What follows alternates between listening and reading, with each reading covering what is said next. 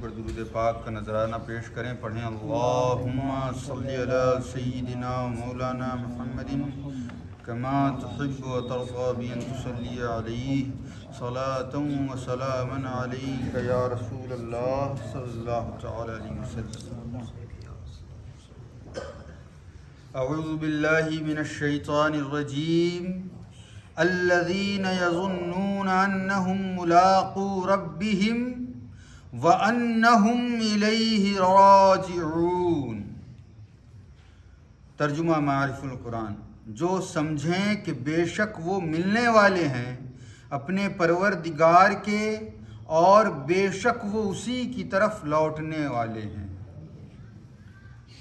تفسیر. یہ خشوع والے وہ ہیں. اب اللہ رب العزت خشوع والوں کی تعریف فرما رہا ہے.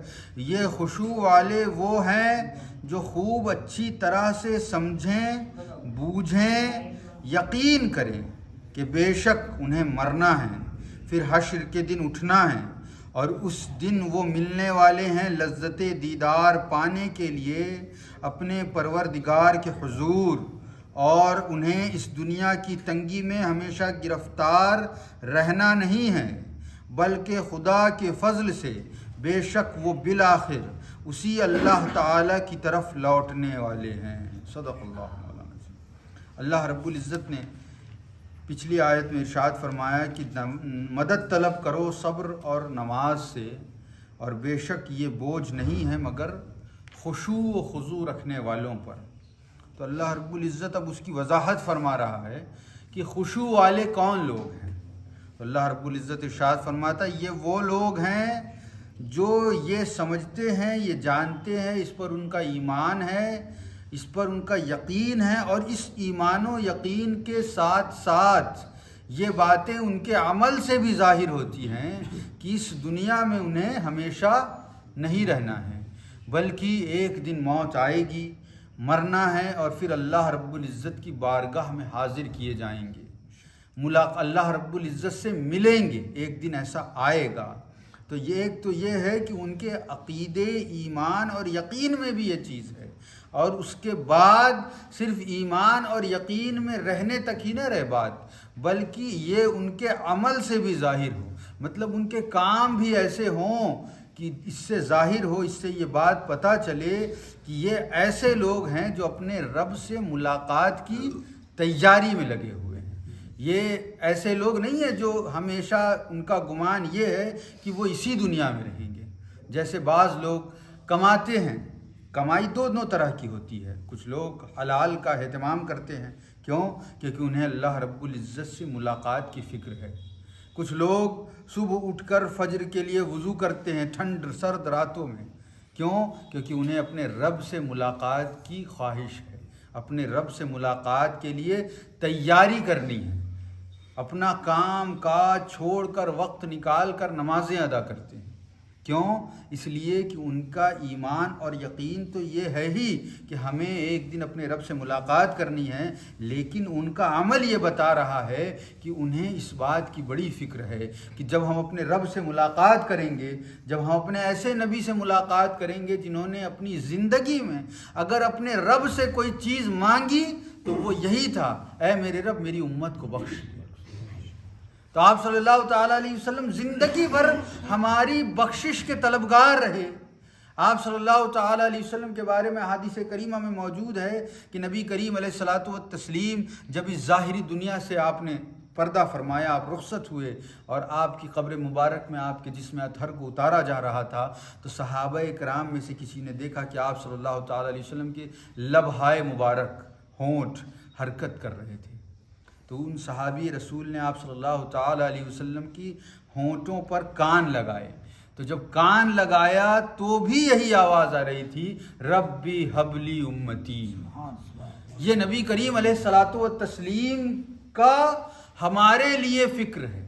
آپ صلی اللہ تعالیٰ علیہ وسلم ہمارے لیے اتنے فکر مند ہیں کہ پیدا ہوئے تب بھی زبان پر یہی، اس دنیا کو چھوڑ دیا آپ نے، رخصت ہو گئے، تب بھی زبان پر یہی۔ آپ ذرا غور کریں، آپ صلی اللہ تعالیٰ علیہ وسلم ہمارے لیے کتنی فکر کر رہے ہیں کہ جب میری امت میرے رب کے حضور حاضر کی جائے تو اسے رسوائی کا سامنا نہ کرنا پڑے، بلکہ میرے رب کے سامنے میری امت جیسے میں اپنے رب کے لیے عزت والا ہوں، ایسے میری امتی بھی عزت والے ہوں۔ یہ نبی کریم علیہ الصلوۃ والتسلیم کی فکر ہے۔ تو اب ذرا غور کریں کہ یہ جو لوگ ہیں جنہیں اللہ رب العزت خشوع والا کہہ رہا ہے، یہ وہی لوگ ہیں جو اللہ رب العزت کہ عطا کردہ قانون، طریقے، شریعت، نبی کریم علیہ الصلوۃ والتسلیم کی ذات مبارکہ کا اہتمام کرتے ہیں، احترام کرتے ہیں، اور اپنے عمل سے، یہ صرف زبانوں سے نہیں، اپنے عمل سے یہ ظاہر کرتے ہیں کہ ہم اپنے نبی کی عزت کرنے والے ہیں، ہم اپنے رب کو معبود حقیقی ماننے والے ہیں، ہم اپنے رب کے قانون کو ہی قانون ماننے والے ہیں۔ یہ ان کے عمل سے بھی ظاہر ہوتا ہے۔ تو اللہ رب العزت انہی کے بارے میں فرما رہا ہے کہ تم میں ایسے لوگ بھی ہیں جو کماتے ہیں تو حلال و حرام کی فکر نہیں کرتے، جو بولتے ہیں تو جھوٹ اور سچ کا انہیں کوئی گمان ہی نہیں ہوتا، کوئی فکر ہی نہیں ہوتی، جب وہ کچھ کرتے ہیں تو دھوکہ دینا ہے یا ایمانداری سے کرنا ہے، وفاداری کرنا ہے، اس کی انہیں کوئی فکر نہیں ہوتی۔ لیکن تم ہی میں ایسے لوگ بھی ہیں جو جب بولتے ہیں تو سچ بولتے ہیں، جب کسی کے بارے میں گمان کرتے ہیں تو بہترین گمان کرتے ہیں، جب کسی کو کسی چیز کے لیے مدد کرتے ہیں تو اللہ اور اس کے رسول کی رضا کے لیے مدد کرتے ہیں۔ تو اللہ رب العزت فرما رہے یہی وہ لوگ ہیں جو میری ملاقات کا انتظار کرتے ہیں اور میری ملاقات کی تیاری کرتے ہیں۔ تو اللہ رب العزت ارشاد فرماتا ہے کہ یہ وہ لوگ ہیں جو میری ملاقات کا انتظار کرتے ہیں، یقین رکھتے ہیں، اپنے عمل سے یہ ظاہر کرتے ہیں، اور اس بات پر کہ تمام دنیا میں جتنے بھی لوگ آ چکے یا آئیں گے سب کو میری ہی طرف لوٹ کر آنا ہے اور میری بارگاہ میں ہی حاضر کیا جانا ہے، یہی حساب و کتاب ہونا ہے۔ تو اس بات کی فکر جب ہوگی تو یہ فکر ہمیں اللہ رب العزت کے بیان کے مطابق، فرمان کے مطابق خشوع والوں میں شامل کر دے گی، اور جب ہم خشوع والوں میں شامل ہو جائیں گے تو نماز اور صبر ہمارے لیے بوجھ نہیں رہ جائے گا، اور جب نماز اور صبر ہمارے لیے بوجھ نہیں رہ جائے گا تو حضور محدث اعظم ہند اپنی تفسیر میں ارشاد فرماتے ہیں کہ جب تم نماز اور صبر یعنی اللہ رب العزت کی رضا کو حاصل کر کے اللہ رب العزت کی شریعت اور قانون کے پیکر بن جاؤ گے تب تمہیں کسی چیز کی مدد طلب نہیں کرنی پڑے گی اللہ رب العزت کی بارگاہ تک پہنچنے میں، بلکہ دوسرے تم سے مدد طلب کریں گے۔ تو اللہ رب العزت سے دعا ہے کہ اللہ رب العزت اپنی ان آیات کریمہ کے ذریعے ہمیں جو کچھ سمجھانا چاہتا ہے مولا کریم ہمارے دلوں میں ان چیزوں کو ڈال دے، اور ہم سب کو خشوع و خضوع کے ساتھ اپنے رب کو راضی کرنے کی کوشش کرنے کی توفیق عطا فرمائے۔